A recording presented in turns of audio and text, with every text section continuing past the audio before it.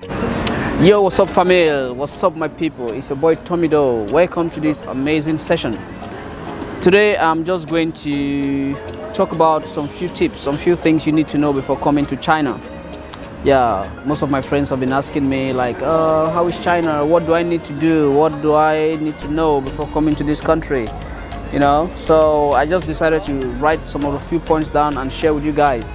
So if you're just watching me, if you're new here, then I want to thank you for clicking, and please subscribe, comment and share. All right, so let's begin.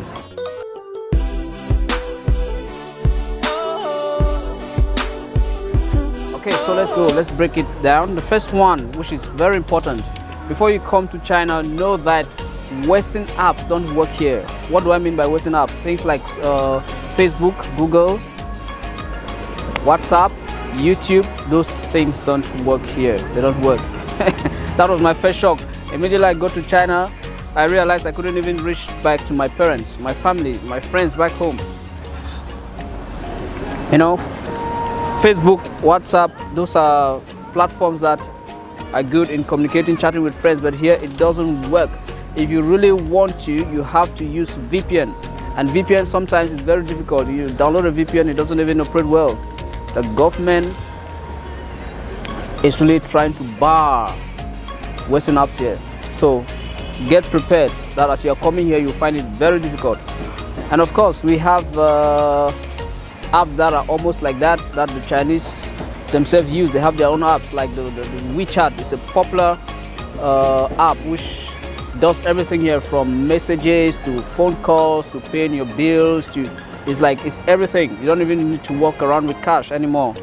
So guys, that is point number one. Just know that those apps are not here. All right, so now we go to number two. For those who like food or who love food, you have to know that if you come to China and you are not cooking your own dish, know that in most cases you'll be eating rice. You'll be eating rice. And it's not like food is not in China. I should clear this misconception. Many people think China, because they hear they eat just rice, that there's no food or something.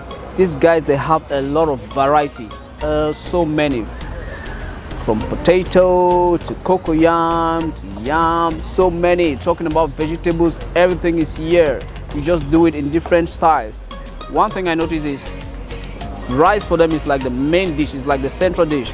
They have other vegetables and other stuff. Even the potato, they cook it, but they slice it into smaller pieces to make it like vegetables, to accompany it with rice. So rice is essential in every dish. They say it makes you full, makes you heavy, takes you for almost the whole of the day.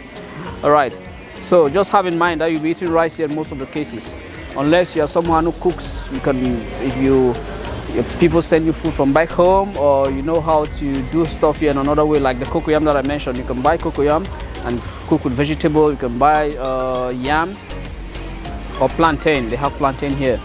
Yeah, so that is it, guys. The next one, point number three, man, if you are someone who doesn't drink or smoke, when you come to China, brace yourself. You have to be very strong to live in China and live this country without drinking or smoking. I mean, let's take for instance, you are doing business. Your colleagues, they want to invite you out for drinks. You want to go out and meet a boss, maybe for some business transaction. The first thing you see, they want to offer you a stick of cigarette. And for them, cigarette, when they give you cigarette, it's an act of, how can I say? For them, if you accept cigarette, it shows it's an act of politeness. If you don't take it, they say maybe you are not, how can I say, you are not d'accord with the meeting or something. So to let everything flow, they'll give drinks, they give cigarette. But sometimes you have to be very strong in your decision. Like for one, I drink, but I don't smoke. So whenever they offer me cigarette, I just try my best to, I refuse in the best possible, polite and humble way, you know. So cigarette here is some kind of a status for these Chinese guys. You see, even the young guys from 16, 17, they start smoking, and for them they feel, yeah, I'm a man, I'm big. So cigarette is a big deal here. Okay, the next one, toilet papers. If you go to public toilets, man, there are no toilet papers. So know that once you come here, your bag, always when you walk around, you always need to have a toilet tissue in your bag or with you, because anytime, you know, when nature calls, you should know that you have to do something. And their toilets are this how do you call it, the squatting toilets, where you have to bend down. So guys, that's one point for you, you have to know. The next one, they spit a lot on the streets, in public, on the bus sometimes. I don't know, is this some kind of culture for the Asians? I don't know, because I remember those early days when I came in my university, we had a lot of Koreans. I got used to Koreans even before actually getting so closer to the Chinese. Koreans, they spit anywhere. You guys are in a gathering chatting, they just keep spitting. And for them it's normal. So that is one disgusting aspect that you have to get used to. Learn to sleep at noon. You should get used to taking a nap at noon. Between 11, 12, 1, 2, these guys is like everyone goes off. Be it you're a student, be it you're maybe working here for business or something, or you're teaching. From 11 to maybe 2, these guys are resting. You go outside, you rarely see people. Most are just indoors. They take a nap. And I realize it's good, because, you know, it kind of refreshes the body. When you take a rest, by the time you wake up, you feel you are refreshed. It's like you're beginning a new day. Yeah. When I arrived here those early days, I couldn't do that. I couldn't. But gradually, I started getting used to it. Yes, as a foreigner in China, when you come here, before you come here, you should know that you should have a strong bargaining power. What do I mean by that? The Chinese, in most cases, when they see a foreigner, if you want to go and buy some stuff or you want to take a taxi, their mindset, they know, oh, that's a foreigner, he's rich, foreigners are rich, blah, blah, blah. So the first thing is, they want to increase the price. Everything you want to buy, they want to increase it, unless you go to places where the prices are already leveled. But if you go like to these local markets, like the food market, they want to increase. So you should have a strong bargaining power. They might tell you something for maybe $5. At the end of the day, you end up buying for just $2. You just have to be very, very, very, very strong at bargaining. Okay, the next point is, which I think is also very important. In fact, it's the most important, guys. Make sure once you come here, you should be able to learn Mandarin, Chinese Mandarin. You should be ready. A lot of our friends come here and they don't just care about this language. At the end of the day, you find it so difficult to survive. When you travel to any country, if you want to really integrate with the people, if you want to blend in, try and have at least the basics in the language. So this is one thing I would have let you guys know.